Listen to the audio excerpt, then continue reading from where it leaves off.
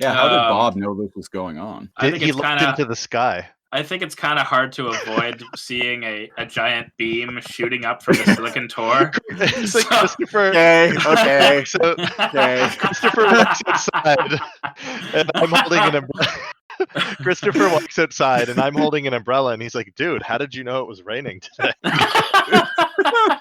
Well, actually, I've never actually thought of it until you asked the question. So, that's But how great. does he know? It was just.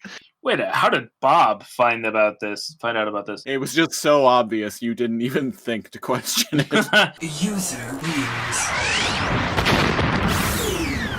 Alphanumeric.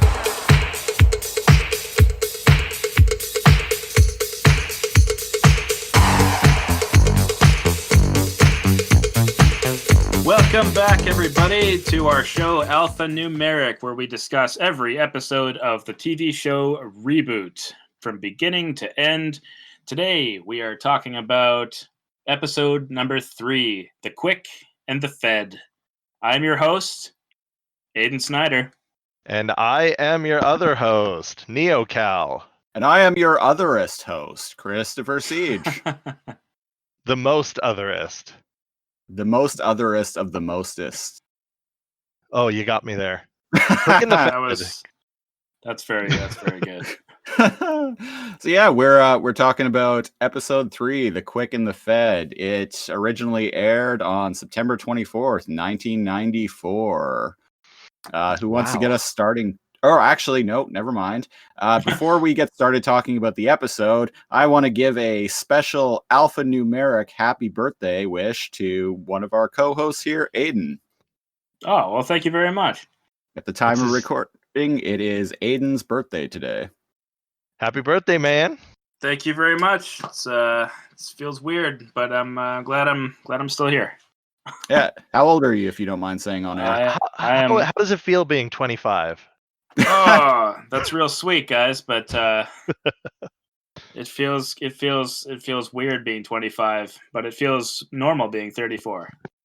As today I am 34 years old. How does it feel being 25 and talking about a show that aired before you were born on a podcast? I think that's beyond nostalgic. Yeah. I have a friend who's 25 who loves ReBoot. Awesome. I was talking to a coworker yesterday during my lunch break, and just in general, the fact that I podcast came up in conversation. I can't remember how. Christopher, actually, it just came up on its own. Don't just walk around and tell everybody. No, well, I do that, but no. Actually, I remember now. She said something that was that I found really funny. It was like the dumbest thing, but it actually almost made me fall out of my chair in laughter.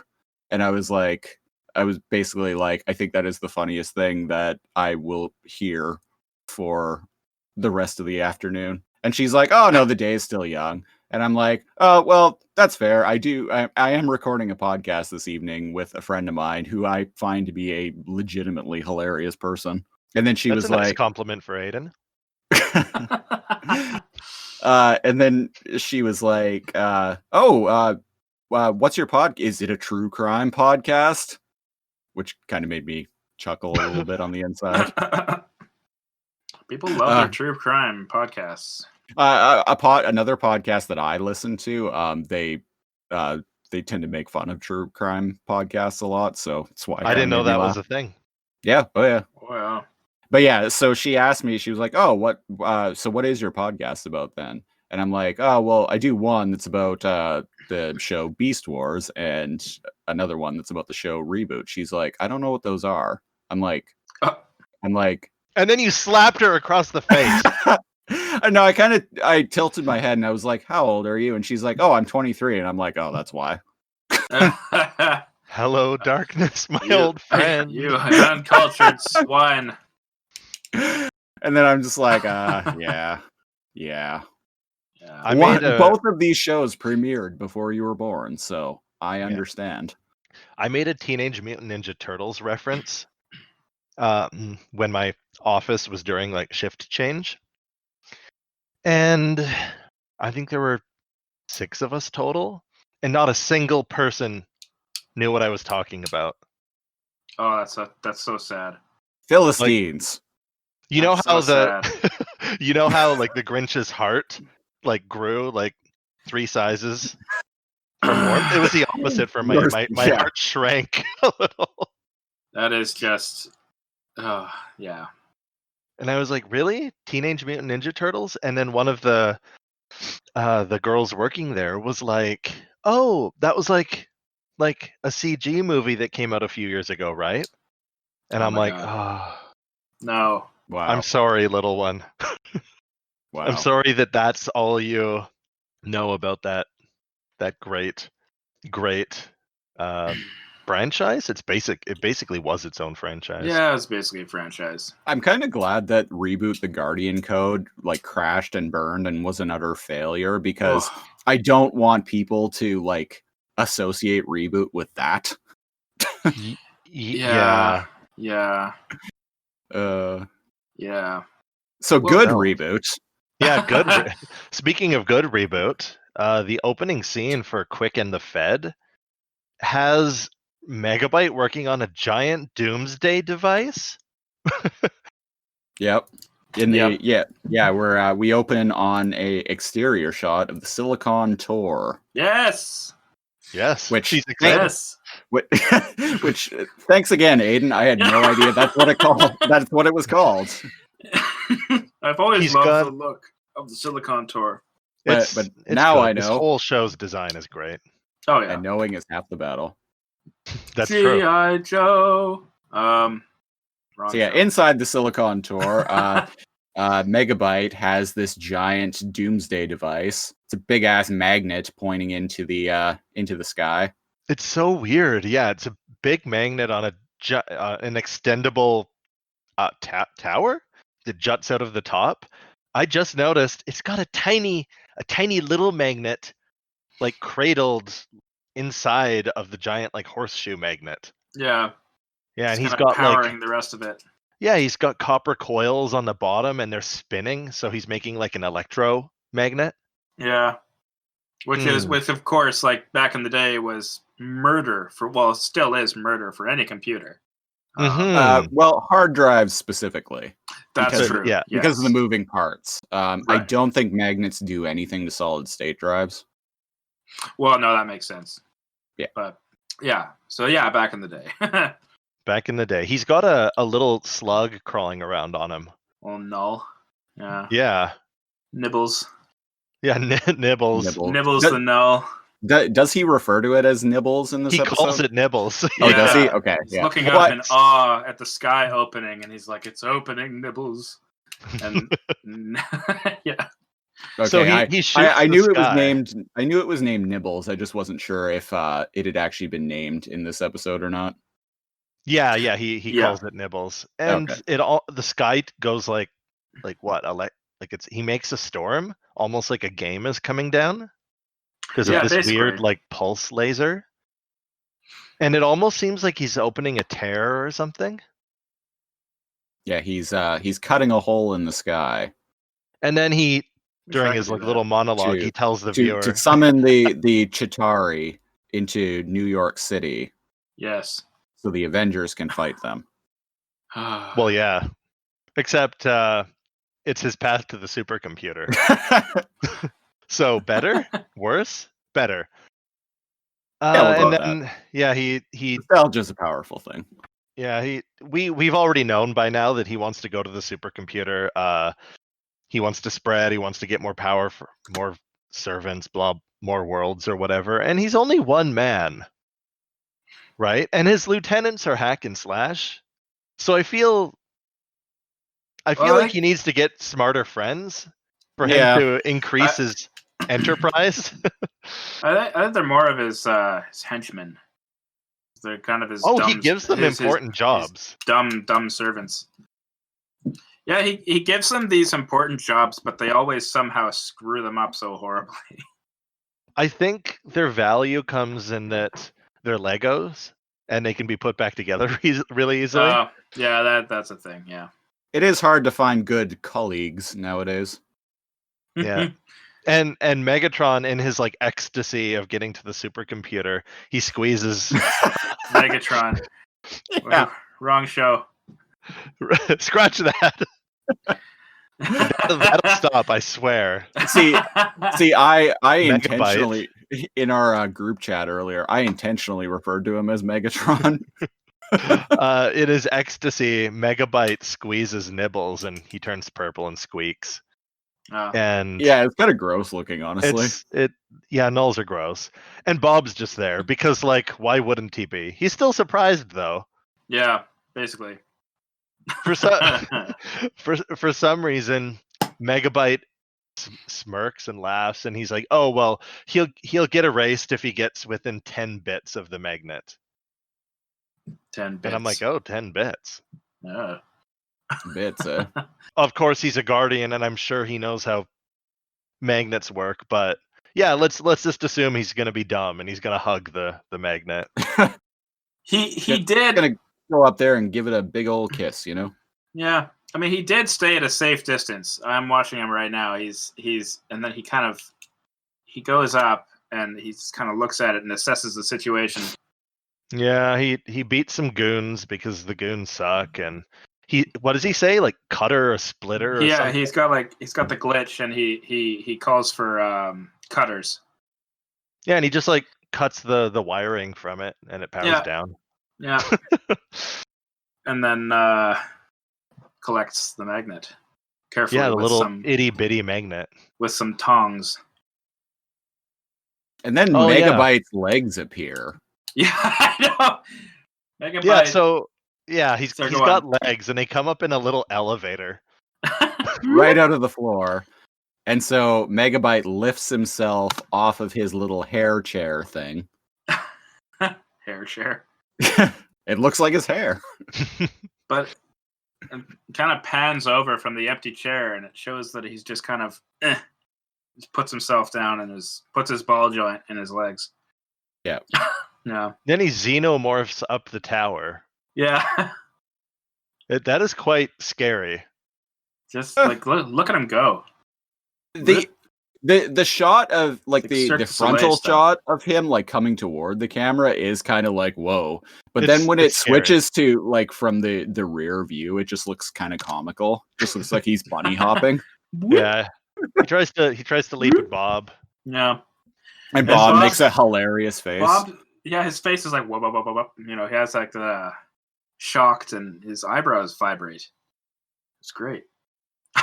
Bob zips off on his little zip board, and I think Megabyte is hanging off the side of the Silicon Tower and like screeching like an animal. Hisses, yeah. It's weird. It's weird. It's like I don't remember Megabyte ever doing that in the show, but little things, yeah. Yeah. So we cut to Bob's diner, and Bob's diner, Bob's Burgers. We cut to Dot's diner, and interesting, she has a little iPad, and she's talking to a construction worker, and he's like, "Okay, boss, consider it done." And I'm like, "Wait a second, how many businesses does she have? Does she own here? Dot is. And indeed, you are not the only person to ask that question during these 22 minutes. That is true. I love how Bob enters the diner and Enzo tackles him like he does. And then Cecil comes up to him and it's like table for two, you know, and he's kind of smug. He hates Bob. I don't know why. There's an interesting moment here. He says table for two, and Bob says something like, "Sure, Cecil," and like he purposely mispronounced it. So this right away, like he says it with like oomph, as if to mock him. So now we know that Bob is actually like mispronouncing, Whoa. mispronouncing Cecil's name on purpose. He's being a dick. Yeah. Well, I guess at this point you're kind of like, okay, fine. Well, two can play that game. So I wonder who started this. I was just gonna say, it's like who started this back and forth of douchebaggery? Did Bob create Cecil or Cecil? I don't know. Did he invent him? Yeah. I don't know. I'm thinking not. No, None of probably these not. questions and more will be answered during the next hour and a half or so of this episode of Alphanumeric. like But Aiden was saying, go ahead. That weird vision we get with like the Yeah. little maps and the bar graphs and everything. Let's see. I like Sorry, that go on. it's like a point of view shot from Cecil, and he's looking around the diner, trying to find a table for Bob and Enzo. And there's like this little heads up display thing that is like an icon that's like image of a person sitting, The number 2. the number Yeah. 2, pictures like headshots of Bob and Enzo, and down at the bottom there's a tip meter. Yeah. Which made me laugh. And like when he's looking around at all the tables like with patrons in it, the tip meter is like going up and down. And there's also a tip meter beside Bob and Enzo, and Bob's tip meter is like completely at the bottom. It never. Yeah, it's a red, Never green, and blue tips. bar. So I guess he never. Oh, that's why. That's I think we it. I just guess he discovered just it. never tips. Bob's the fucking cheapskate who never tips. Wow. Bob, come on, man. Even Enzo does. Ugh. Yeah, and then it's like, Oh. and then Yeah, well, text fuck comes up him. on the screen is like possible responses, and he's cycling through them all, and they're all just wait at the bar. I just noticed he has a little map. He has a mini map on his HUD. Of the layout And of the diner, yeah. where he's looking, like flashes, like where he's looking to seat them. Well, I love how the entire restaurant is available. There are all but 2 tables available. And then he just says, you know what, screw it. Go wait at the bar. He cycles through You responses. are not going to tip anyway. Yeah. He cycles through responses, like a choose your own adventure, Choose your like own adventure game. a text RPG. And one's so nice to see you again, sir, and he skips past it. And the next one's your usual table, I presume, and he skips past it. And then he just selects wait at the bar. There are a few wait at the bar options, though. Yeah. Oh, I just noticed there's a jukebox in here. Hey, cool. It's a Wurlitzer. I wonder what kind of music they listen to in Mainframe. There's that channel that uses old like hard drives and a dot matrix printer to make music. Have you guys heard of that YouTube channel? No, but that sounds interesting. I have heard a few of those. I've heard And the Imperial. it uses like different old tech to like make these like songs. It's really cool. Yeah, I have seen a couple of those. Yeah, somebody made the Imperial Death March using one. Yeah, and there's one guy in particular that makes them. He's way beyond everyone else, and it's really good. It's like, it'll come to me. It'll come to me. Let's just for the sake of argument say that they listen to nothing but Dire Straits. There you go. that On repeat. Yeah. Just money for nothing, like over and over again. For anyone listening to this, if you are a little confused about why I referenced that, I think we talked about it on the first episode, but the music video for the Dire Straits song "Money for Nothing" from like 1984 or 1985 or something like that has CGI of these two like worker dudes named Sal and Harv, and the animation in that was actually done. It was actually done by the guys who went on to found Mainframe Entertainment. Yeah. And create this show. So, yeah. It went far. It caught on. There's one guy in particular. He has a YouTube channel called Powell Zadrozniak, but he calls this big machine that he's made the Flopatron. And so he does Fortunate Son on Flopatron, old songs, new songs. It's all Michael Jackson songs, and it sounds Bohemian Rhapsody, and it sounds actually really good but different. Super weird. So I assume that's what music comes out of that jukebox in the diner. Well, we'll have to Have a listen and see. That and money for nothing. Yeah, And money for nothing. just on just a that loop. song. Yeah. What ends up happening here? were we in the Oh, diner? we're- What year is it? We're in the diner, and this little. Cecil. Oh, I was gonna say this little. Cecil says some Cecil Oh, he bullshit. screams at Bob. Oh no. Yeah.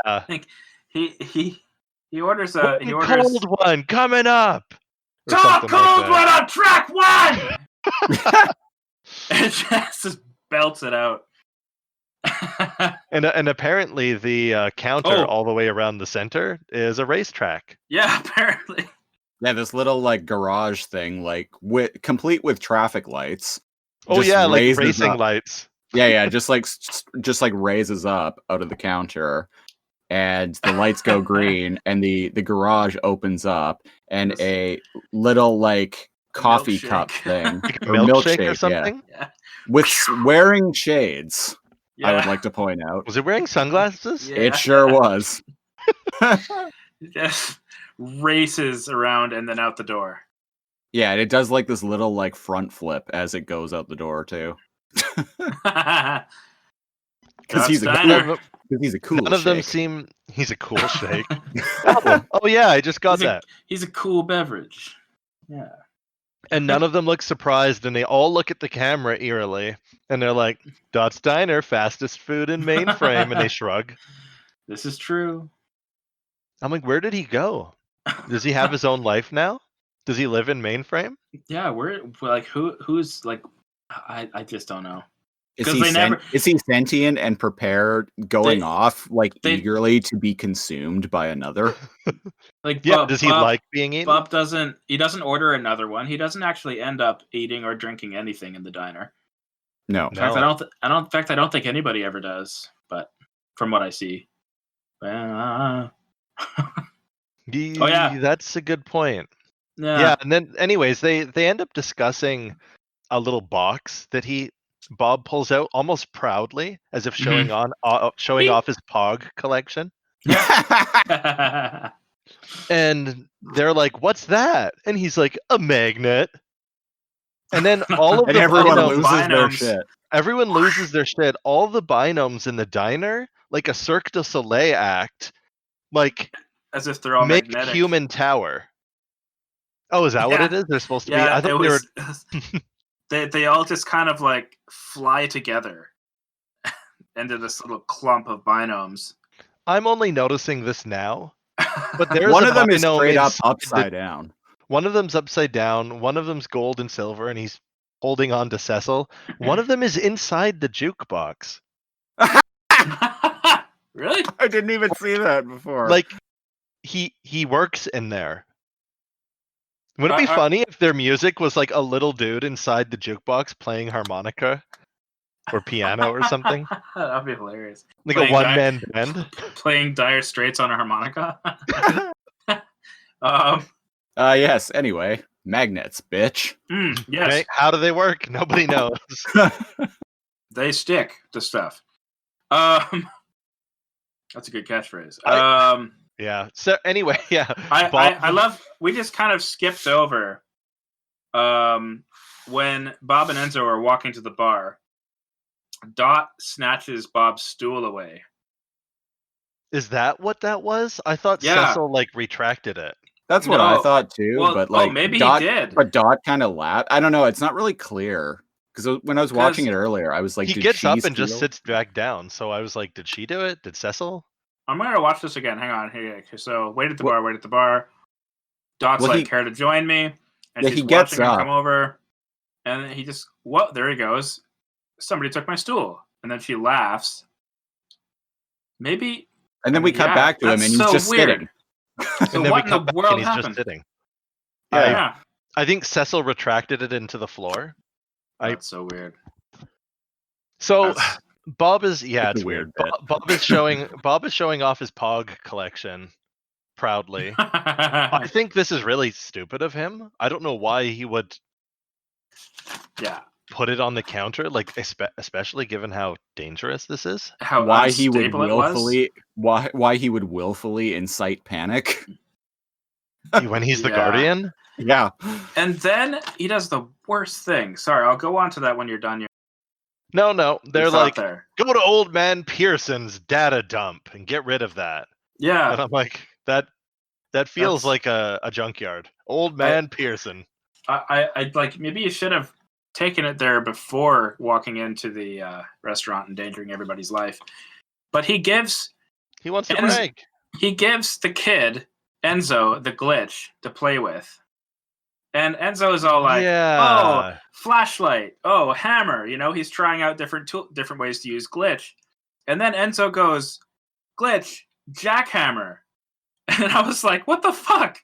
So he starts this earthquake in the diner, thereby knocking over the magnet. The magnet breaks open, and yeah, the little case holding it, of course, breaks open. Like, don't take a magnet out, place it on the counter, say, "Hey, kid, go nuts with this potentially dangerous item that I carry around with me on my wrist." I understand. It's like, hey, kid. This is like an extremely contrived set of circumstances. I gotta say, this is some shoddy writing. Yeah. Hey, do you want to play with this potentially extremely dangerous multi-tool?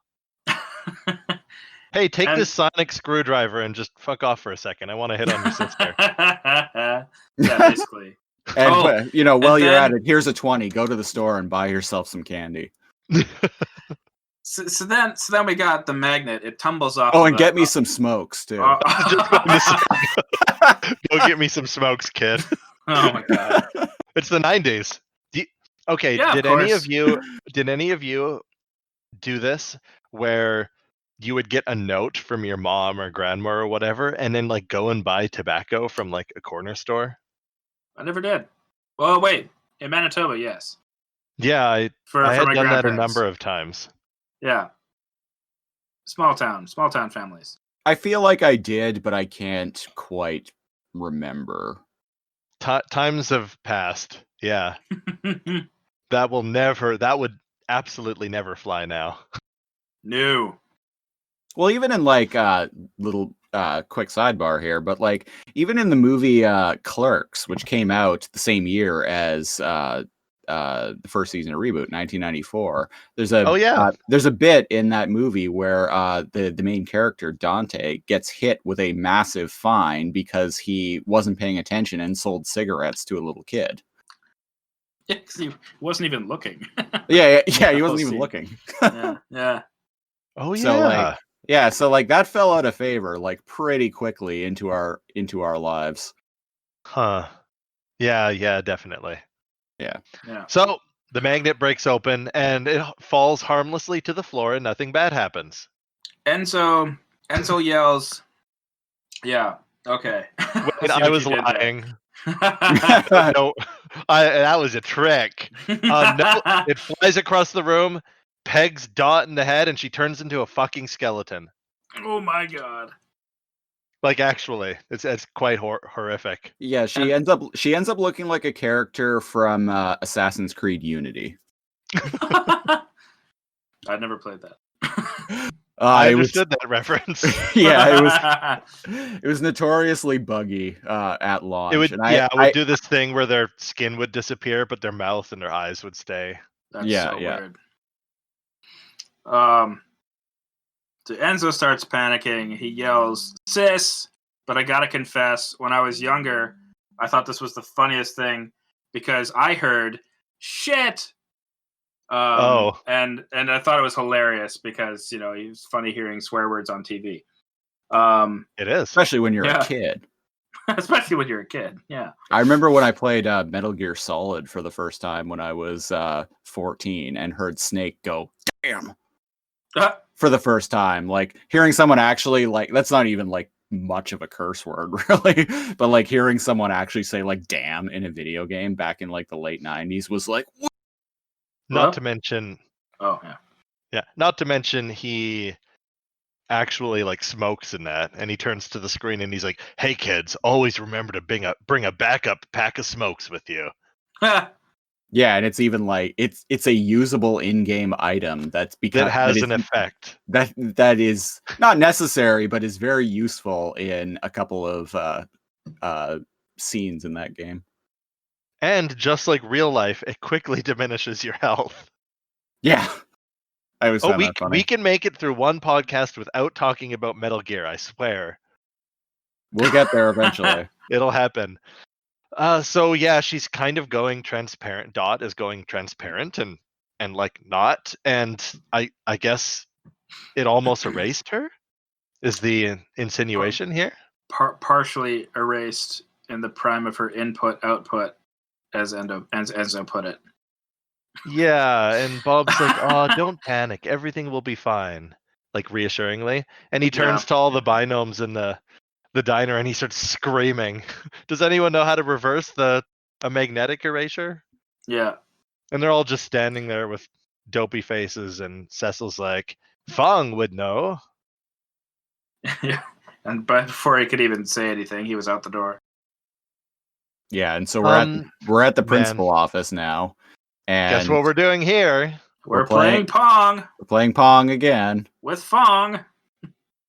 Pong with Fong. Fong. Could be and a he's song. like, "This is really important. Someone's dying." And he's like, "Shush, young one. We must play my favorite game." I think it's funny that in this scene we find out that there's actually a little zero binome inside the ball that they're bashing around. Okay, can we? Yeah, so there's binomes in frustrated. everything. There's binomes in everything in this episode. I'm finding. So the whole time, alive. I don't like that. So Bob gets frustrated. He smokes the. Hey! Nobody hover. wants to know how the sausage is made. Okay, that's true. I certainly don't. And I'll tell you how it gets made. Sorry, go on. he smokes Fong in the dome. His head spins around a few times, and like you had said, as the hover puck, this round like air hockey thing, it kind of comes to a stop. A little zero binome pops its head out because he's like, "Oh, my aching head," and the binome pops out, and he's like, "You're telling me," and I'm like, "How much are they paying you, dude, to be in that thing?" I don't like that. Why does he even need to be in that? Justice for zeros. For extra weight? Was Fong trying to rig the the match? I don't like that. He's an intern. Yeah. Yeah, and Fong says, "Oh, now that you have kicked my ass at my favorite game, you have access to my vast knowledge and wisdom." Yeah, I thought that was funny. It's like way to be humble there, Fong. And my endless humility and humbleness. Dear, oh dear. And so he comes up with the genius idea. The actual word that he uses is "now that you have womped me." Yeah. Womped me at my favorite game. Yeah, he womped him, all right. Yeah. So what Fong ends up telling him is, because her source code is unstable from file fragmentation. Yeah. Right? I guess that means her program is accelerating. The only way to fix that is to give her slow food. And even Bob, after hearing that information, turns to the screen and looks at us, and he's like, "Okay." Like, yeah, sure. He says, "Well, you lost me, Fong. Can you please repeat that in plain DOS?" Oh, wow. Yeah. Wow. Wow. Yeah. And then Fong just says, "Probably not." I was like, okay. "I cannot dumb down my language for you." Not even for a guardian. So Dot needs really, really slow food, whatever that means. For a nimble-minded fool such as yourself. However, he's basically like, so she needs slow food to slow down her accelerated condition and return her to normal. Yeah. And then he go gadget arms Bob out of the principal office. No, okay. So I love this here because he yells, "You don't have all second to know," or "You don't have all second, you know." Oh, instead of all day. Hustles him out, yeah. And later is coming a line, but I'll get to that at Al's. You don't Diner. have all second. Yeah. So a day for the binomes and sprites and mainframe to them, to a whole day for them is a second in our time. Yeah. So we're kind of unraveling how their time works here. Well, eventually, because how long is a cycle? Is that a year? Is it a month? I don't know. Everybody talks about the cycle. Yeah, we'll figure it out. Yeah, whatever. Yeah. Yeah. But Anyway, we're back at yeah. Bob's. Or, see, I just did it. Bob's Diner. We're back at Bob's Burgers. Back at Bob's Burgers with Megatron. Yeah. and a special guest appearance by Rhinobot. So we have everyone's favorite sprite, Rhinobot. Oh my gosh. Next week, a guest appearance by Tarantula Man. Oh jeez. If you want to know what the hell we're talking about, we have another podcast where we discuss Beast Wars, and we say some dumb stuff on that show too. Yeah, yeah. So yeah, check it out. It's called Too Much Energon, a Beast Wars podcast. Available on Apple Podcasts, Spotify, Google Podcast, or Podcast Addict, and a whole bunch of others that I've never even heard of. Yeah. Yeah. So this scene is quick. There's a doctor next to Dot. She's phasing in and out of reality, doing some max headroom shit, and it's pretty scary, actually. Oh man, I wanted to be the one to point out the max headroom shit. Okay, I didn't say anything. Go. Oh, no, that's fine. But yeah, she's doing some max headroom shit as she's like explaining some not max headroom shit. Yeah, she's like, but Bob, I think we have to get to the bottom of this. Except, less max headroomy than that. If you're listening to this and you have no idea what max headroom is, just look it up on YouTube. And it's actually entertaining. You'll thank us. Oh, it's great. Yeah. But you'll know exactly, you'll know exactly what we're talking about when you do that. You have to go to Al's. And so neat. Yeah. It's Sector 31. Level 31. Oh, level 31. I like how it's called Al's Wait and Eat. Yeah. Oh, yeah. Yeah. Where you have Dot's Diner, the fastest food in mainframe. This is the slowest food in mainframe. And, yeah, so he... Enzo wants to tag along, and he's like, get away from me, kid. You bother me.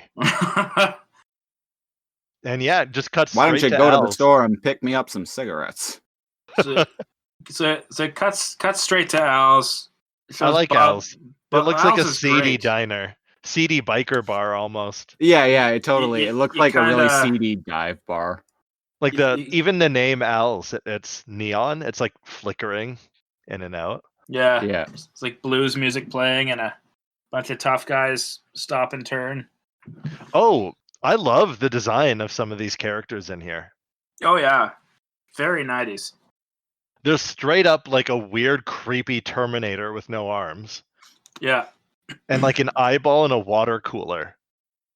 And a number 5. And yeah, there's a number 5. There's also a 7. There's a big metallic like steel 7. There's a 0 binome wearing a toque. That says toque on it. It says toque, and I'm like, thank you for spelling that right. Even my friends, when they see me write that word, like, through Facebook Messenger or whenever in the past, like nobody seems to know how to spell toque. So I appreciate it. And if you're not Canadian and you don't know what a toque is, that's what it is, ladies and gentlemen. It's like a big, really thick, like winter beanie. I think in America they call them knit caps. They call them knit caps. They call them toboggans. They call them beanies. Yeah, I don't really know. Toboggans? Oh. Yeah. I hate to point this out, but the way it's spelled in the show is actually wrong. That's how I've spelt it. It's 1 O, not 2. Like I'm even on dictionary.com. Oh, that's on That's in the show too, isn't it? No, in the show, I think it's 2 O's. Let me have Nope. a look here. No, it's TOQUE. Yeah. Was it? Yeah. Good old Took. Yeah. I just thought the character, the character's Took had 2 O's in it. Nope, I have it on the screen right now. Oh, there it Okay. is. Yeah. Oh, okay. Yeah, never mind. I'm wrong. Whatever. Whatever. See, is nobody actually- knows how to spell Took. It is spelled properly. And I he's sitting don't know across- why. I don't know why the fuck I thought that the character like had 2 O's in Took on his cap. Yeah. Because he has very circular themes. Probably the eyes. But okay, so Cal, Google, you blame said Google. you said that that everyone you know spells it wrong. How do they spell it? I've heard people flat out just spell it TOOK, As like Took. Yeah, in, hey, Um, you took my toque. Yeah. TOOQUE, like you had thought it was Yeah. spelled, right? Because Okay. TO, like, yeah, 2K. Like, it doesn't look like that should say Took, right? No, yeah. Took 2K. And one of my things as a kid Took was like, I know 2K20. 2KS. And Took Boy is sitting across from a really cool looking sprite with like orange and black swirls and like 80s hair. Yeah. Yeah, I don't know. Just she looked cool. And then I almost thought he was like a purple Bob. There's a really rad looking, almost like viral looking sprite with like dreadlocks with spikes in it. I don't know. They went nuts on these guys. And like vampire glasses. Yeah. We never see him again, by the way. It just cuts to this like one shot of him there. But I don't know. He looks rad. He's got He's glowing like- yellow eyes.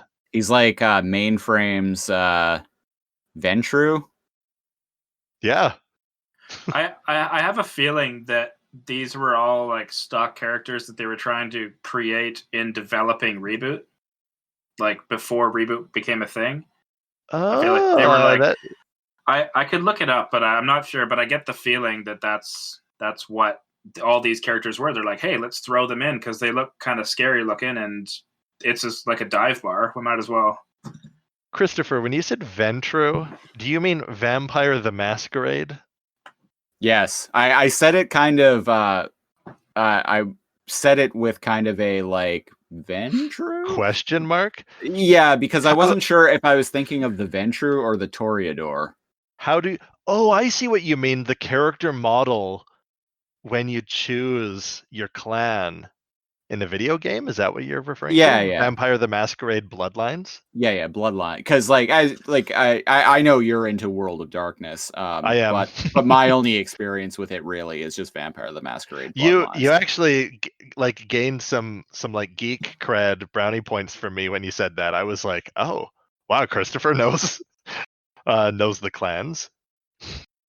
Yeah, Yes, but he does look like a vampire. Yeah, but I couldn't remember if I was thinking of the Ventru or the Toreador.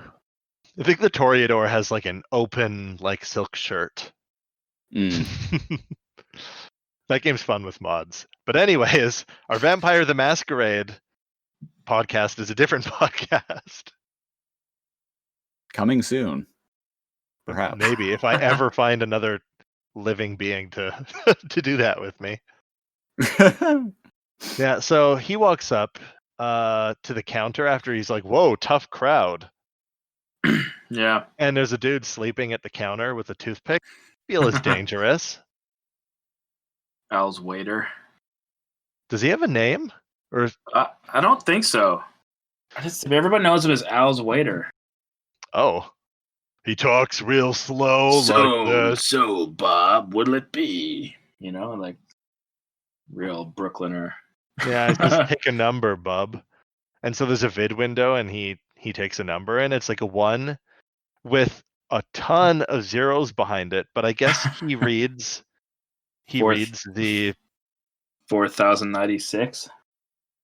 Yeah, but when the vid Yeah. window pops up, it's a 1 followed by a bunch of zeros. Yeah. So I guess that's the binary for I don't know. I don't know. I don't Yeah, think and it's he the takes a number. Yeah. The waiter says now serving number 3. Love it. I need some slow food to go fast. Ha Oh. ha ha. Well, we're at Also- the Silicon Tour, I think. Hmm? I think our scene we're on now is the Silicon Tour. Oh, this is Al's diner. Where Al's Oh, waiting. I thought that was a short scene. No. No. No? No. Dot's diner was short. Oh yeah, sorry. Yeah, Maybe I'm skipping ahead possibly. because after he orders the ticket, the waiter says now serving number 3, and there's a cut to black for commercial, and then the Well, next there's- scene is the Silicon Tour. Yeah, there's a whole There's a bit- dialogue there that I actually found really Oh yeah, go ahead. there's a with whole the- dialogue with the where number where he- 8. Well, there's the number 8. That's a little. That's after. Do I have commercials. a different copy than you two? Because after he says 3, it cuts. Bob looks worried. There's a commercial cut, and then we cut to Hack and Slash arguing. It might be entirely possible we have. Shoot, you're right. This is after commercials. Sorry, I'm going through the scene right now, and yeah, where he's like, if you want to order some worries. food, take a number. Now serving number 3, cuts away. Yeah. Oh, Yeah, you know so what? I was just You know what trying to- happened with me was like I have it playing in Crave in the background, and I thought I had paused it and then went to another window to look something else up, but it turns out I hadn't actually paused it. I thought both of you had a different version, and I was like, "Am I crazy? Do I have a weird? Like, do I have an extra scene? Am I? Because I have a DVD copy, and I'm like, oh, I've got an extra scene." No. No. Yeah, we're back at the Silicon Tour, and Megabyte's all like Hack and Slash, or he's all like Hack Slash. I have an assignment for you, and then in a little bit that made me laugh out loud earlier. Because of the fact that I have trouble remembering. Legitimately, I have trouble remembering which one is which. They actually like start correcting Megabyte and are all like, "I am Hack. He is Slash. He is Slash. I am Hack. I am Don't you Hack." know us? Yeah. Yeah. Thanks for clearing that up, guys. I am Slash. Don't you know us, Mr. Megabyte? Hack and Slash. Hack Get and it right. slash, get it right. Which is like, wow, they're Slash. talking to their boss like that. Yeah. Yes, I'm blue.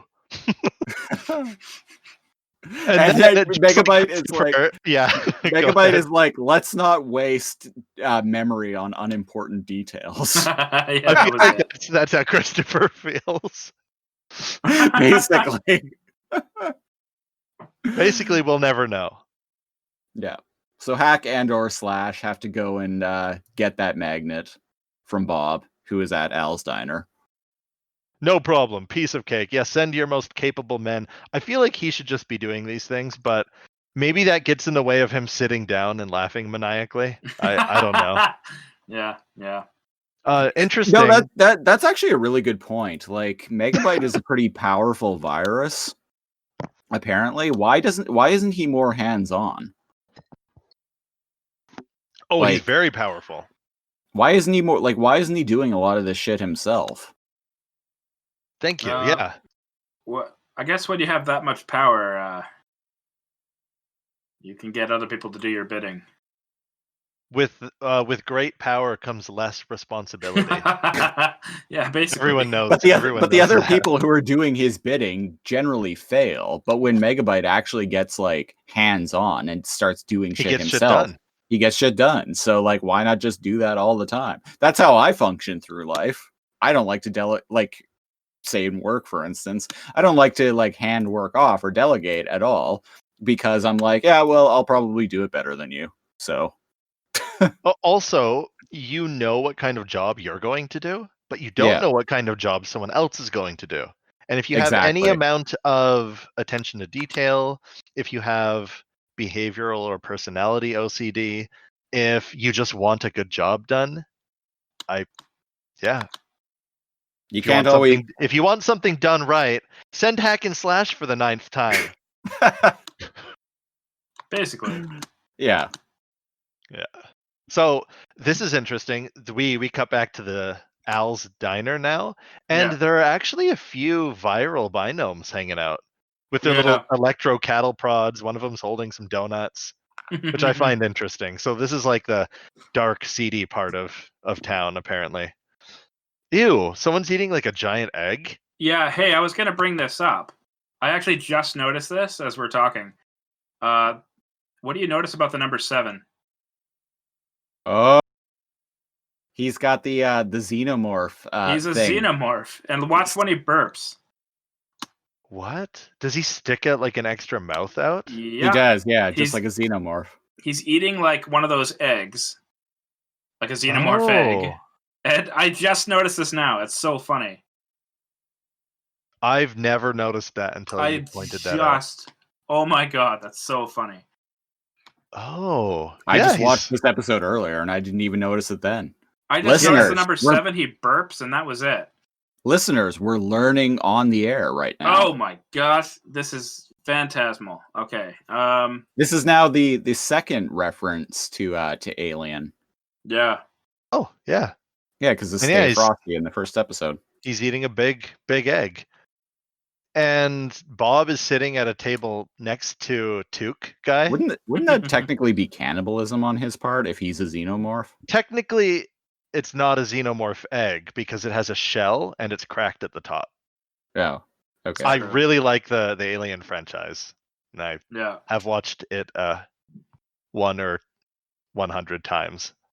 So it's a big egg of some sort. It might be a reference to the eggs in Alien, but they don't have shells. So technically, Right. Oh, okay. Actually, that's my actually moment for the episode. Everybody gets one. I will defer to your wisdom on this because I've only seen those movies a couple times. I don't necessarily think they get better as the franchise goes on, but I will leave it at that. Yeah. And the guy in the toque's like, Bob's like, what's the deal with 7. with that guy? And the guy in the toque is like, what does he even say here? I know the joke, but he's like, why is everyone afraid of him? Oh, I don't know. Because 7, 8, 9. Good one, toque guy. There's a guy over in the corner with like a set, and he does his little rim shot. Yeah, he does his like butt kiss. Yeah. He's even got a little goatee. Yeah. There's no other instruments. He's just waiting in the corner. There's a spotlight on him, and he just does a single drum and a little cymbal just so he can do that sound bite. I forgot about that. And then you find out that little Took guy just makes that same joke like every night. And everyone else like dies a little bit inside each time. I mean, this is the kind of place where people do die a little bit inside every day. I know because I go to places like that. Oof. Wow. I'm sorry. So Bob gets all impatient and goes up to the counter and is all like, "Can't you process my food any faster?" And Al's waiter is just like, "Look, pal, if you want slow food, you gotta wait," or something like that. I gotta feed this whole room. And Al only operates on 3 decahertz. Yeah. Is that what he says? 3 decahertz? And it was very, very funny because decahertz is 3 seconds as far as my calculations go, if that's right. Oh, that's an actual time frame? Yeah. And it's so funny because earlier in the episode, Fong yells, "You don't have all second," or "You don't have all day." And now you find out that Bob has to wait approximately 3 days. And I just thought that was funny. Clever. Yeah. Well, Knowledge. that's why they're at number 3 or whatever out of something thousand. Yeah. Yeah, decahertz is 300 hertz. No. 30 hertz. Okay, Even okay. less. Something like that. Yeah. Yeah, I have no idea. But apparently number 8 gets his food. And Bob runs There's up a to him joke like here that made me laugh. I know, I like it too. yeah, he runs up to him almost like Enzo's point of view. And he screams at him, I need your food. It's a matter of life and death. Yeah, and 8 yells. and the 8 is just like, ship off, punk. I've been waiting for this food here since I was 4. Yeah. It's a dumb joke, but it made me laugh.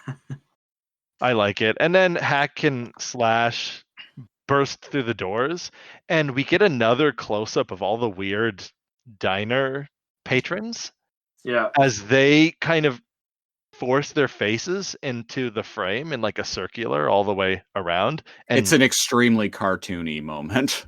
yes, and my subtitle for the DVD is all gasp, which I thought was cool. I like that. And so Al's waiter is basically just like, oh, what's going on? We already paid our protection money to Megabyte. And then a vid window comes up behind Hack and Slash, and Megabyte's just like, yeah, I'm looking for an old friend. Bob, have you seen him? And Bob is hanging behind the counter with Al's waiter and is like, hey, I'll get rid of him if you give me some slow food. And Al's waiter is just like, deal. Hands him this little like styrofoam takeout container of food that Bob just like attaches to his hip. Oh Yeah. yeah, it just magnetically attaches to his hip. Yeah, and he summons his zip board, jumps on, and is like, if you want me, you're gonna have to catch me. And then he zips out of the diner, going right through the vid window. I know, and it Oh, does it? tangles up. Yeah. Yeah, I'm pointing this out now because of something that's going to happen soon. And Oh, it warps. Yeah, oh, it just closes. Like it ripples and closes. yeah, it's weird. Oh.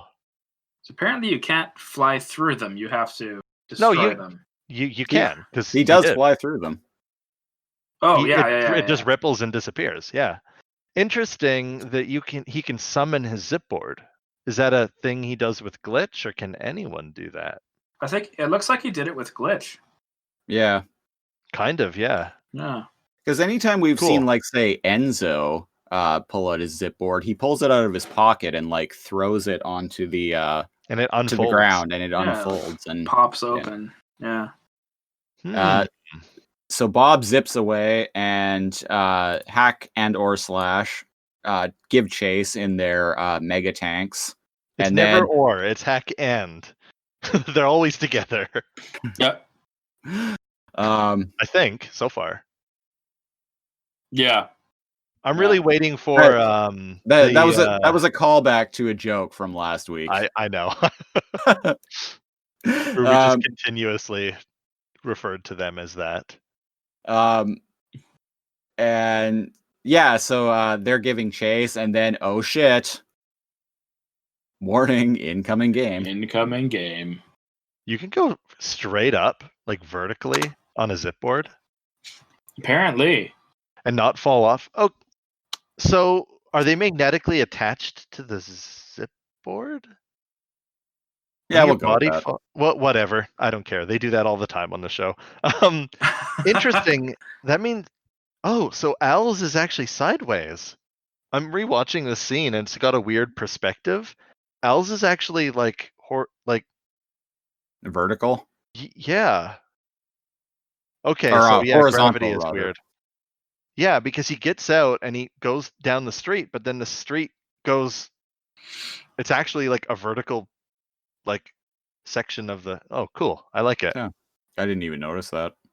Yeah, and then there's a game, and Bob's gonna get in it. Yeah, Oh, this is the part you wanted to talk about. Yeah, he he creates a giant vid window of himself, right in front of Hack and or Slash, and they stop immediately to avoid crashing into it. But I it's love like this line. they could have just kept going. Yep. And he acknowledges that. He's like, "Oh, you guys aren't going to make it." And they're like, "Why not?" "Yeah, why not?" And he's like, because Yeah, you stopped. now you tell us. What? And Me?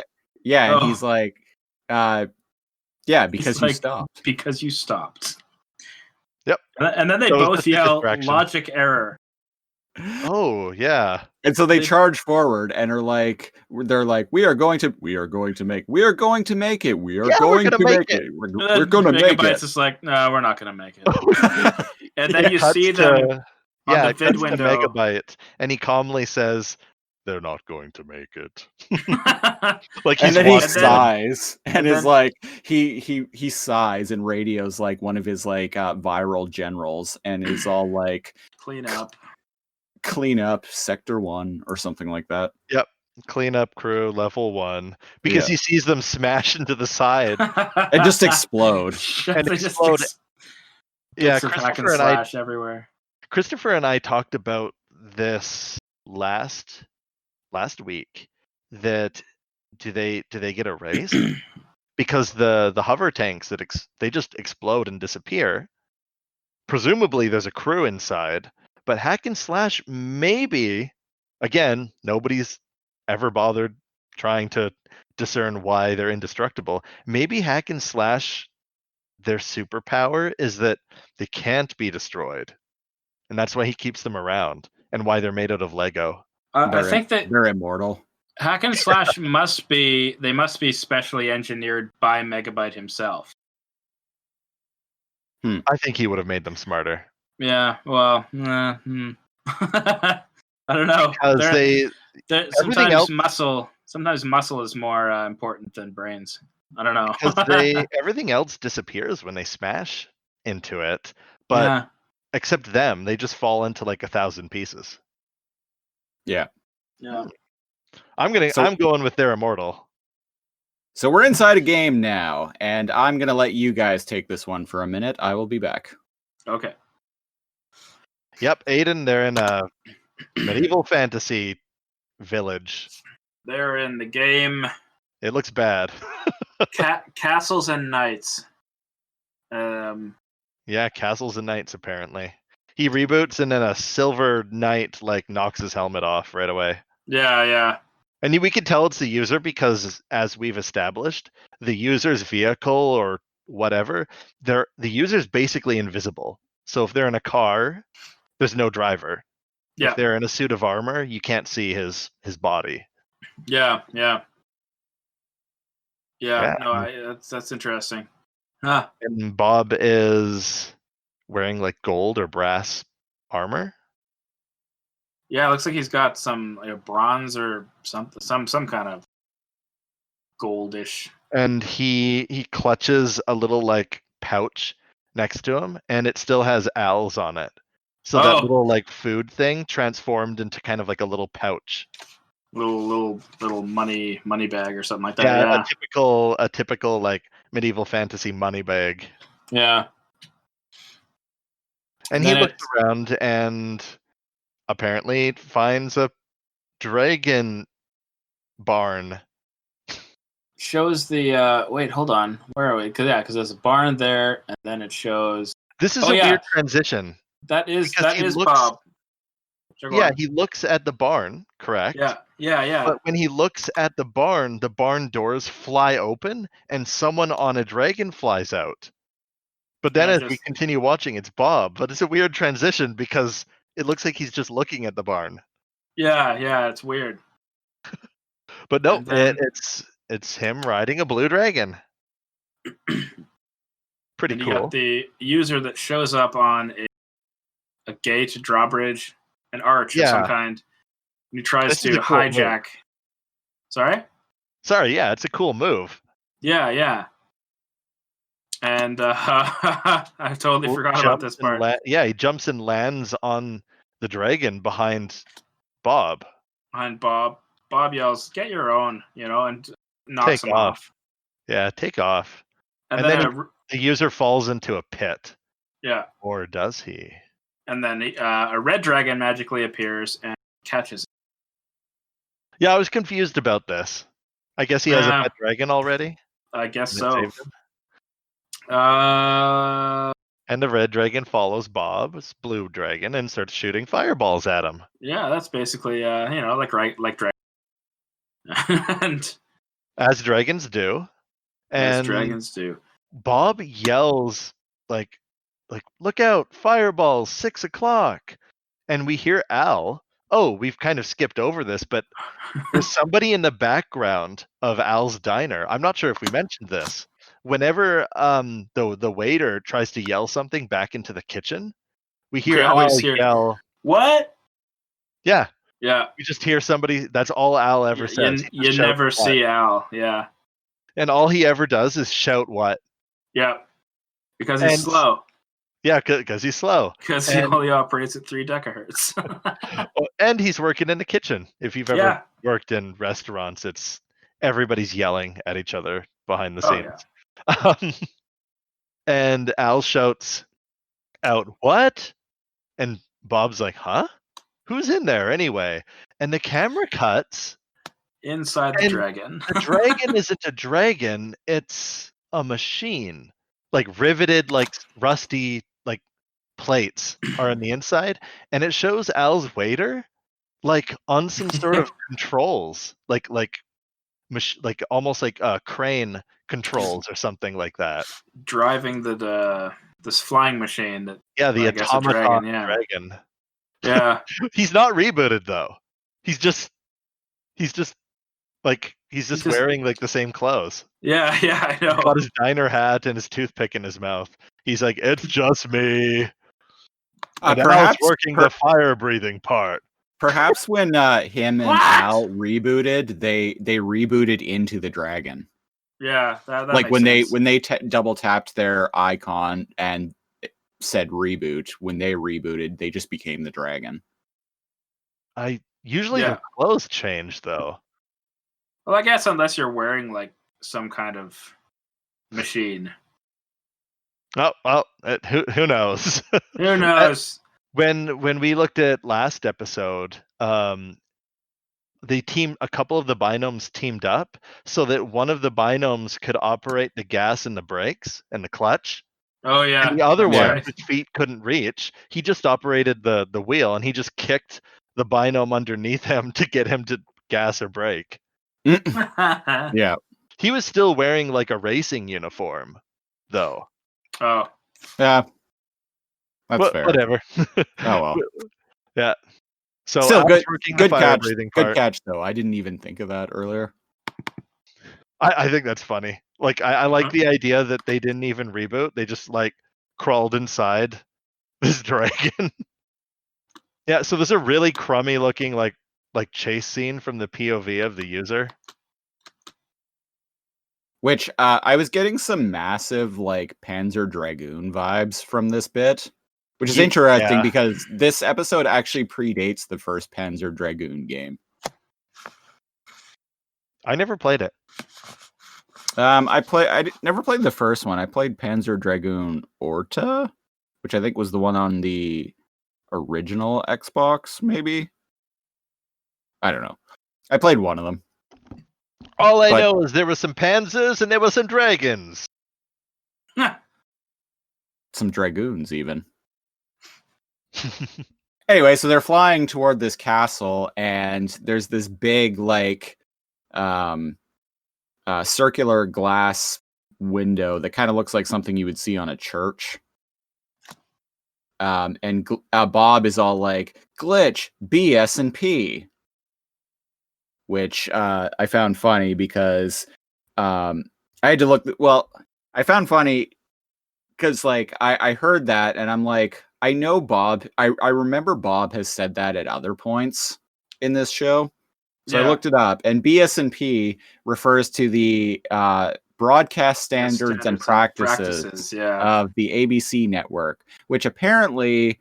One of the things that they didn't allow was for characters to smash through windows in children's cartoons. So Bob says glitch BS&P, and it just creates this like this like golden light that moves through the window and basically just teleports Bob down into the castle. He doesn't break the window? No. What is it? It's sorry, what it- is it? It's BS and P. BSNP. Yeah. And so he glows gold and like phases through the window? Yeah, basically. Oh, that looks like a very expensive stained glass window. It smashes. Oh, that's cool. It smashes, but it goes back together. It's weird. Yeah. That is a weird and cool animation. Yeah, you're right. Well, no breaking like priceless stained glass windows for him. Yeah, good catch. So what is that? Is that a dig at ABC again? Totally. Yeah. Yeah. Yeah. So according to ABC, characters can't smash through windows. So Bob turns into this like golden like energy thing that breaks through the window and recompiles on the floor, and then the window just goes back together. So technically, a character did not smash through the window. I'm reading ABC's like problems now, and apparently they outlawed the word hockey, which was a big problem because I guess there's a hockey part of the show, and I guess as Canadians they were like, "Excuse us." Weird. Yeah, apparently the word weird. hockey is slang for something vulgar or could be mistaken as it. And I'm like, excuse me, what? That's odd. That is odd. I've Especially never heard that in my life. Especially considering there's way more hockey in America than there is here in Canada by sheer number of teams. Oh, true, but a lot of the players are Canadians. Yeah, but still, they have more teams. Yeah, hockey is it's part of Canadiana, but hockey is also really popular in the States too. Yeah. Apparently, I don't know if you follow the NHL. Sure don't. I'm like the worst Canadian ever. If I and I'm the second worst. If I told you I pronounce it sorry. Sorry. I say against. I don't like hockey. I like baseball. How dare you? How dare. If I told you that Las Vegas had a hockey team, would you believe me? I think they do, don't they? They do. Yeah. Yeah. It's a newer team. It is, yeah. Yeah, last like few years. Yeah.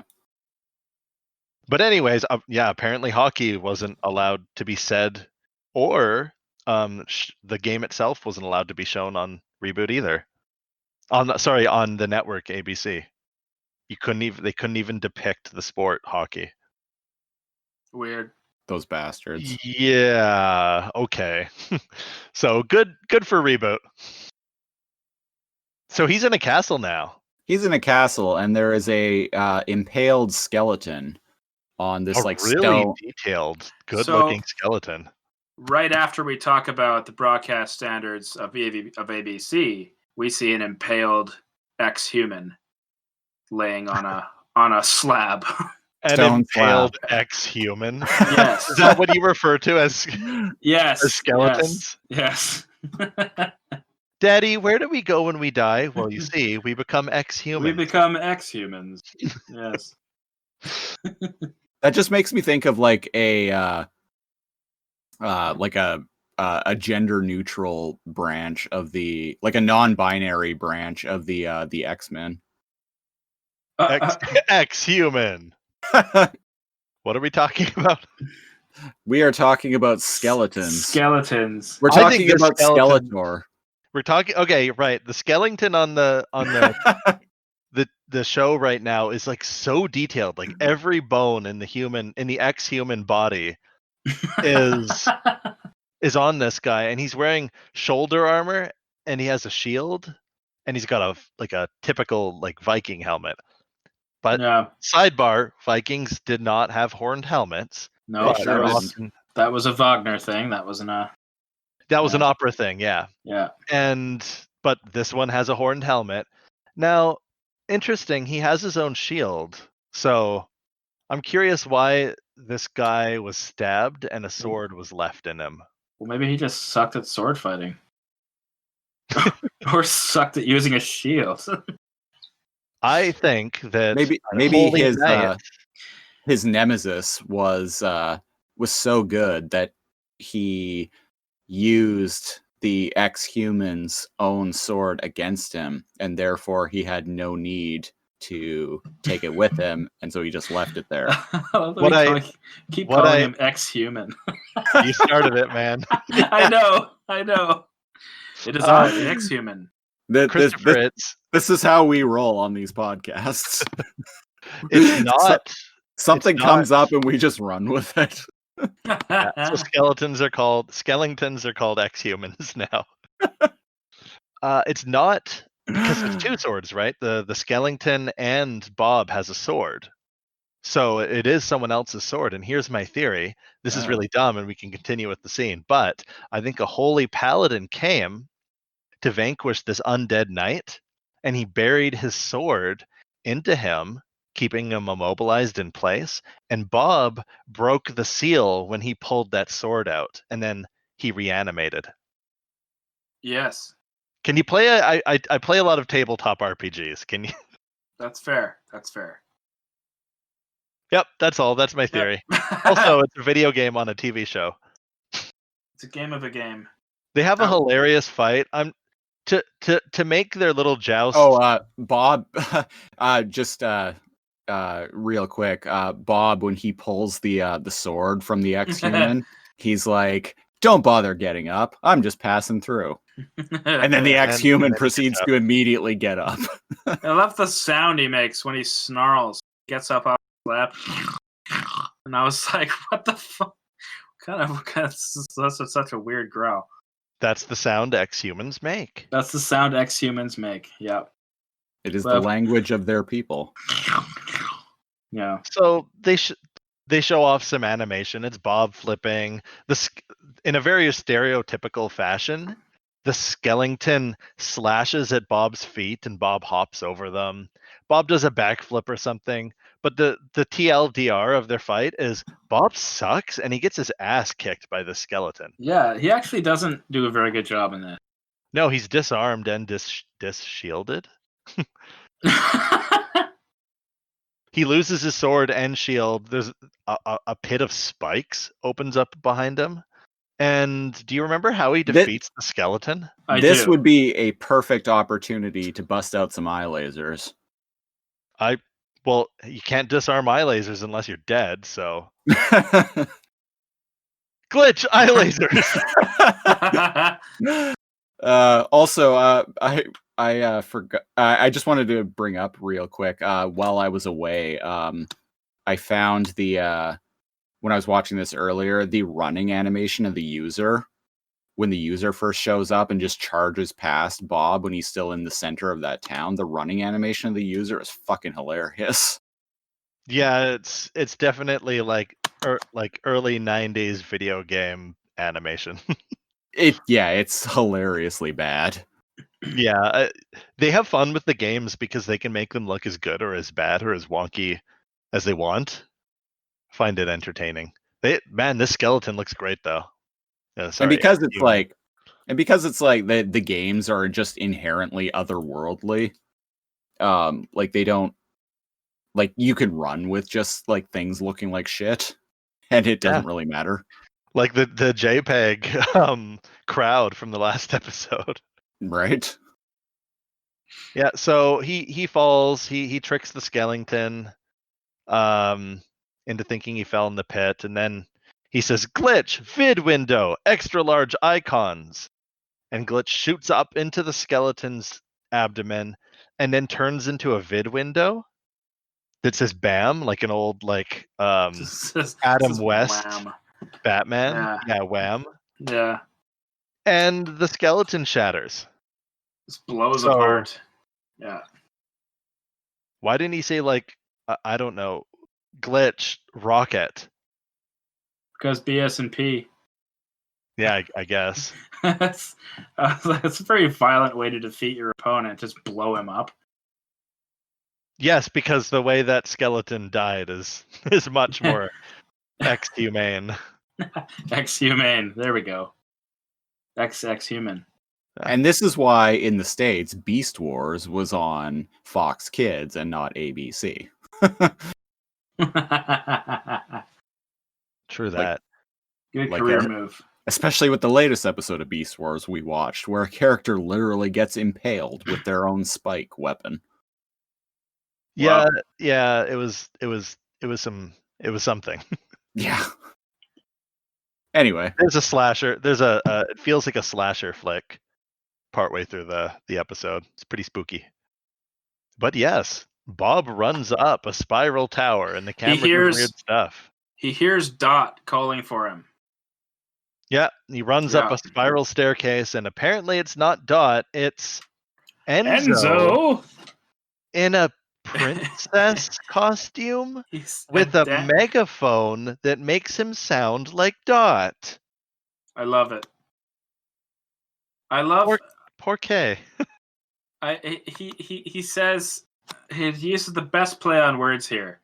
He's like, I wanted to reboot into a knight like you and not a damsel in this dress. A damsel in this dress? That's what he says. That's funny. 10 out of 10. Damsel in distress, you know. And he opens the dress up, but it's like he's being held up by like a contraption, and his legs are dangling. Oh right, it's so his funny. legs are just dangling off the ground. I thought that was the funniest thing the first time I saw it. Yeah, the dress is too long for his legs, so it's basically just propping him up and keeping him from going anywhere. As if it's like this metallic like thing rather than just cloth. Yeah. So journalists. And then we find out that we don't get roasted. Well, so we don't get completely destroyed and roasted in the comments. Why does the bed say Rosebud? Wait, what?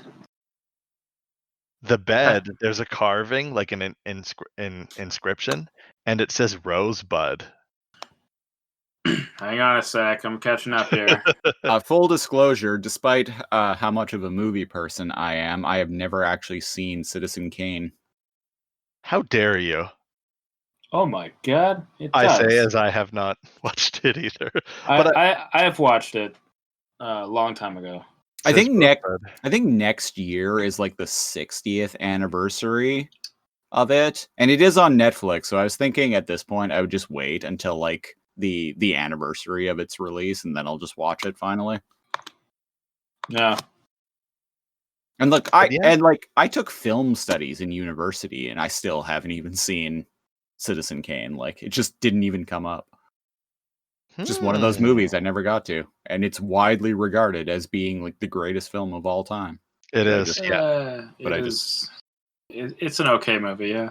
And when I say widely regarded, I just mean like, you know, like lists of like the great, like what are regarded by like the consensus amongst like film critics and film historians and yada yada yada. I think it got beat out by Eraserhead recently, but for the longest time, like the consensus was that Citizen Kane was the greatest film of all time. Yeah.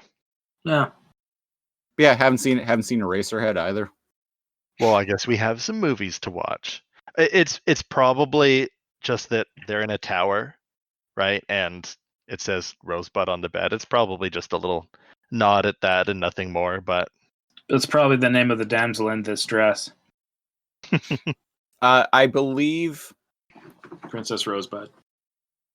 I believe the main character in Citizen Kane died in a bed. I believe he died in a bed, and the last word he uttered was Rosebud, and that was like that was the mystery of that film, was what that meant. And I think he specifically died in a bed, so I think it's just a little like nod to that. Yeah. Just wanted to point that out. That's all. Yeah. Thought that was funny. Because you too are a legitimate journalism. Sometimes I can journalism. Only sometimes. Once per episode. All right, so Dot is a knight, and she's better apparently. Oh, she's way better than Bob. I Well, actually no, find but this I mean, really she's interesting. not sick anymore. Oh, I thought She's you not. meant like fighting skill because Well, damn. she is way better in that sense, but no, I mean, she's not going all Assassin's Creed Unity anymore, and she like seems perfectly fine. Yep. Yeah, yeah. And so she's fighting with the knight, and they exchange some blows.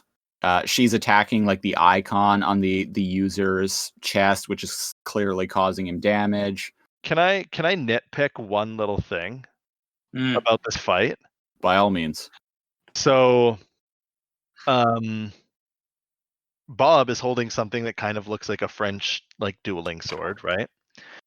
And it's double sided. It's double sided like a tip like a saber, right? Yeah. And the user is holding this giant like mace, the spiked mace.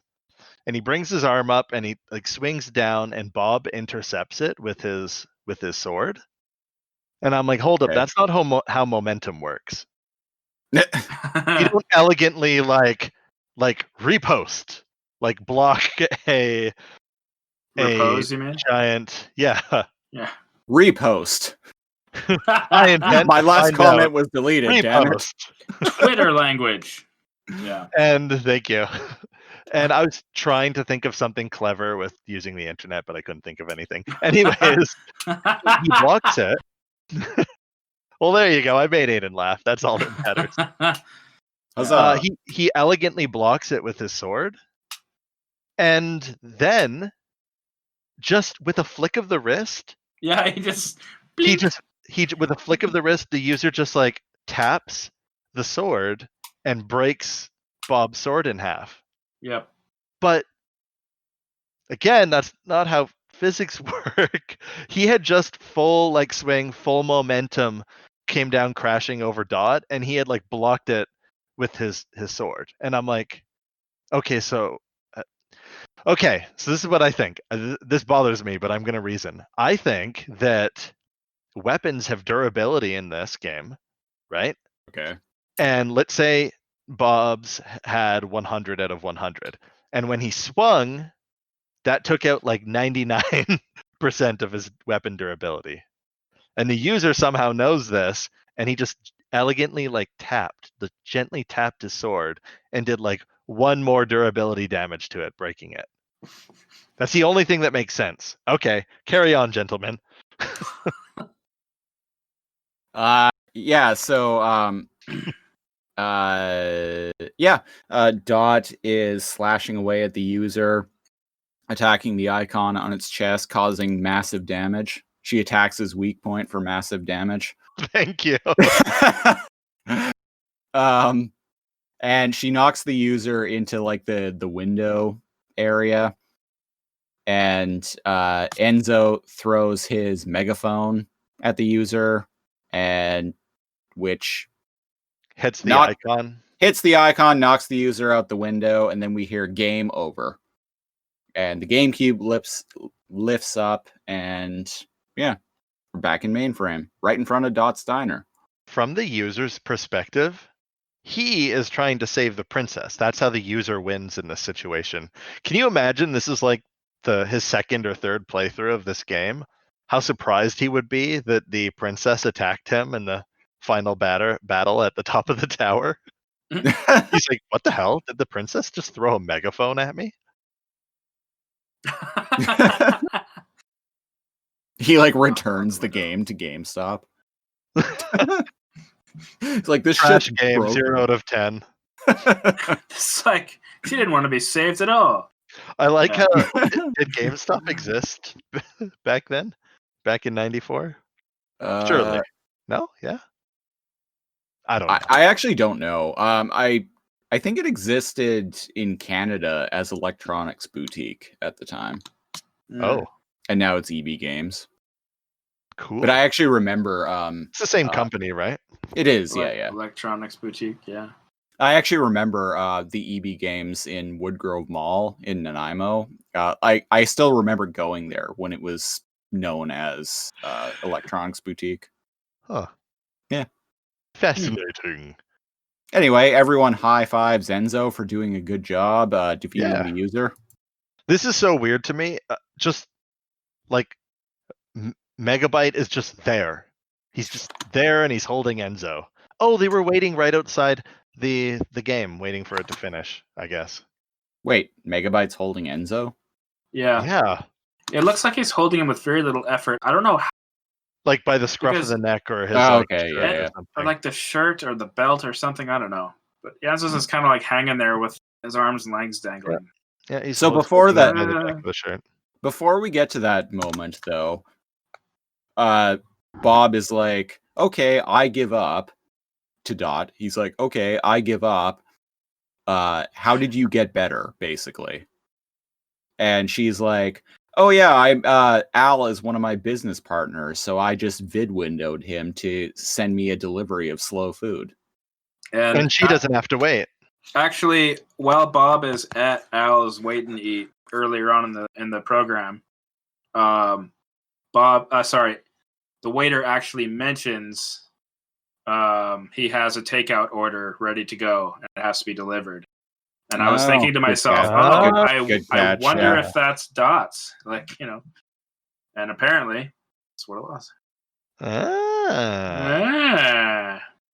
I gotta say, from a storytelling perspective, this actually annoys me because it renders Bob's entire adventure completely dubious. I know. Bob even points that out. Yeah. Like he even says, "Oh, like I went through all that for nothing," and it's like, yeah. Yeah. I don't like it when characters point out that something in their own show is dumb. That is in the TV and movie world. That is known as hanging a lantern on something. Yeah. Oh, It's where a character in store. It's like where something is really contrived or like extremely coincidental or really stupid. Something that like the audience is going to be like about. And a character in the story will acknowledge how contrived or coincidental or stupid it is. I don't like that. Yeah. Oh, No, today I learned. It's bad storytelling, but a lot of the time writers, you see this happen in sitcoms a lot. Writers will do it because they know that they're writing something really stupid, but they're like, oh, if we just have a character acknowledge that it's stupid, then it's okay. Yeah, almost like that absolves them. Like, Yeah. okay, we need to acknowledge that Bob's journey was pointless, so let's have him point it out. Yeah, which it doesn't. Like, it doesn't work, but it's a very common thing in television and movies. Today I learned, hey, I just sent you to a picture, and for some reason, it looks like Enzo's really tall, standing next to I see this. and it Also- looks like they all got a pissed off face, like they're getting ready to rough someone up. Also, the look on his face too. Yeah. And like the lighting in this picture, like it kind of looks like Enzo has no mouth, and like his face, like the contrast on his face is really, really high, and he just has these like bug eyes that are kind of looking down. It's actually kind of creepy. It looks Heard like you talking shit. It actually looks like the trial of Bob when they were first creating the series. Weird. It actually looks more like Enzo, and then Enzo became a totally different character, obviously. Yeah. Oh no, it just looked because you can't see his feet. It looks like he's like really tall and he's like here to fuck you up with Megabyte. So Megabyte wants his magnet back, and Bob's just like, no problem. And so he uses glitch to pull it out of its little enclosure thing, and then chucks it at Megabyte, and it sticks to Megabyte's head. And Megabyte starts going all Assassin's Creed Unity, and then falls back off of this cliffside. And then he just it looks like he Oh. just jumps. And then hack Like, and slash yeah. like leap over the edge. I didn't even realize there was an edge. Like that surprised me. Like they just fall Yeah. off. And I'm Yeah, like, there's this random cliffside that's there. this isn't so Dot's Diner isn't on like the ground level of mainframe. No. No, guess not. Yeah. It's almost like the movie Fifth Element where like all the ground floor, it's all smoky and dark, and there are seedy figures, and all the kind of like wealthy businesses and stuff are on like the 20th floor or whatever. Mm. Yeah. Do So do yeah, Hack and Slash just jump down too? they Well, they're do. immortal, whatever. So they jump down and they're talking to one another, and one of them says to the other, like, "Oh, I have something really important to say to you." Times like this. Yeah. Yeah. I feel really close to you. You're like a brother to me. Nah, I just want to say this before we hit rock bottom. Yeah. Someone Yeah. go ahead, take away the dialogue here. Oh no, you go ahead. I just Well, what is it? It's too late. Oh, it's too late. Here we go. Yeah, they're back and forth is great. Yeah, it's it's times like this I feel extremely close to you. I was going to say the same thing, and there's something I should tell you before we hit rock bottom. What? You're like a brother to me. Oh, it's too late. And then they just hit the bottom. Yeah. And then the episode finishes with a zoom out, and now we get to see. We get to see that Dot's Diner, the episode finishes, but as it's zooming out, we do see that Dot's Diner is, and a bunch of other really cool looking buildings that I'm very curious what they do. One almost seems like an Arabic hotel. One seems like a weird like boat store. I can't even fathom what they are, but they're all kind of They're all atop off this- Broadway. they're all off Broadway, and interestingly enough, there's a track that goes underneath the build or through the building that they are, almost like for vehicles or whatnot. And all those golden tracks that fly all the way across like mainframe with the zeros and ones are shooting everywhere. And there's buildings in the back that say Broadway. And as we had talked about in a previous episode, it's kind of like a play on Broadway. But a user, sorry, I was going to say a user.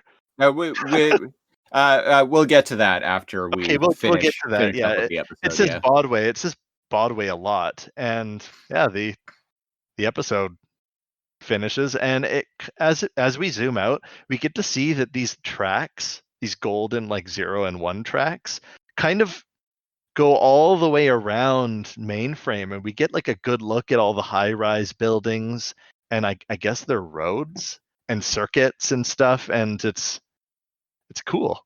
Yeah. So the episode ends and we cut to credits. One thing I want to point out is that this made me do a double take when I was watching it earlier. The first credit is directed by Zondag Entertainment, which I'm like, what? This episode was directed by a company? Yeah, I've literally never seen that before. Like, I've never seen a director credit going to anything other than an individual or a couple of individuals. Yeah. So I had to look this up, and apparently it is the animation studio that is owned by Dick Zondag. He actually was involved in the writing and directing of a total of 15 episodes in the first couple seasons of ReBoot. Yeah, he worked on a bunch of other things like All Dogs Go to Heaven, and he was one of the directors of We're Back, a dinosaur story. He worked on The Land Before Time, An American Tale, lots of Don Bluth stuff, basically. Oh, cool. Yeah. Cool. Yeah, so I just wanted to point that out because, like, a director credit going to a company is very strange to me. Yeah. Yeah, so that was the third episode of ReBoot, Quick and the Fed. Aiden, what are your overall thoughts on it? Overall thoughts on this? Well, I just love it. A lot of funny little puns. Yeah. Full of adventure, Dungeons and Dragons type game. Or what was the one you mentioned? Panzer Dragoon. I never actually played that one. Oh, it's not Dungeons and Dragons because there may be a Dungeons and Dragons episode. Oh, maybe. No spoiling. No spoiling. There may be, but I remember, hope that there is. it is currently September 24th, 1994. So That is I true. would be stoked if there was a point and click Dungeons and Dragons like adventure. I'm just saying. Well, hopefully. Cal, what are your overall thoughts on this episode? I'm kind of digging Al's diner. I want to see that setting more. Yeah, I'll leave it at that. Yeah. Yeah. Yeah, this was kind of a fun episode, but yeah, I was, as I mentioned, I was a little annoyed by the fact that like basically like Bob's entire journey ended up just being rendered pointless in the closing moments. Could have been made a lot better if hexadecimal was in the episode. I'm just saying. Aiden missed some hexadecimal. It's okay. You didn't miss anything. You just missed me talking about hexadecimal for 45 minutes. That's fair. So, some hexadecimal thirst going on. I do like hex. Yeah, so Christopher, I have a thing for you. Oh, do you now? Actually, you have a thing for us. We I do have a thing received for you. some sort of interaction with our show. Yeah, so some listener engagement went down. I was messaged on Reddit by Reddit user Alakar Leoricar. Apologies if I am not pronouncing that properly. But he reached out to us and was like, yeah, I'm listening to your guys' podcast and I'm liking it so far. But he wanted to clarify the whole our confusion over the whole Bodway thing. Yeah. And so he tells us that it is basically a pun from Broadway, which I think we were all kind of in agreement of in that episode, correct? Like we figured it was things. It has something to do with Broadway. Yeah, it was like kind of a dig on that or whatever. But we did miss the definition of just the term bod. Yes, so he was kind enough to point out that baud is a unit of transmission speed equal to the number of times the signal changes state per second. From 1 baud is equivalent to 1 bit per second. Did he say that in the message? Yes, he did. I would just like to point out he cut and pasted that from Google. Just saying. Baudway is actually the stream of multicolored ones and zeros crisscrossing around mainframe. When the system shuts down, the baudway itself turns off. It's all computer puns. Yep. So that makes me wonder. Yeah, sorry, go ahead. Yeah, so thank you, Alakar Leoricar, for sending that in. We're always happy to receive some feedback, and if we don't know something, please feel free to write in and educate us. Yes, exactly. And if you want to get in touch with us, you can send us an email at alphanumericpod, P-O-D, @outlook.com. Send an email and we will read it on the show. We will. And also, we like the more we learn about the show, it's interesting to learn what was put into it. You can appreciate what the writers put into it more, right? So absolutely, we were like, okay. We're watching it like week to week anyway. We might as well deep dive into it as much as we can. Yeah, for sure. So yes, once again, thank you for messaging me about that. Also, it sounds like he actually liked the show. Yeah, it's great. I was legitimately excited when I got that message because I was like, wow, like actual listener engagement. I mean, it's one thing to just have an audience, but to have a engaged audience it's very exciting, especially since we're only just getting started with this. So yeah, he sent you that was a lengthy message. He could have just said, "Lol, you guys suck." yeah, no. It was informative and constructive, and I appreciate it. So once again, thank you. And Yeah, so if you want to follow us, go to facebook.com/alphanumeric podcast. If you're listening to this on YouTube, because I have been putting these on YouTube recently, and you want to just get this purely in an audio form, you can find us on Apple Podcasts, you can find us on Spotify, you can find us on Google Podcasts, and if you're strictly using Android, you can find us through Podcast Addict, and a whole bunch of other different podcast services that honestly I've never even heard of, but we're listed there. So cool. Yeah, Alphanumeric, a reboot podcast. Yeah, just go to your podcast service of choice and search for Alphanumeric, and we will undoubtedly come up.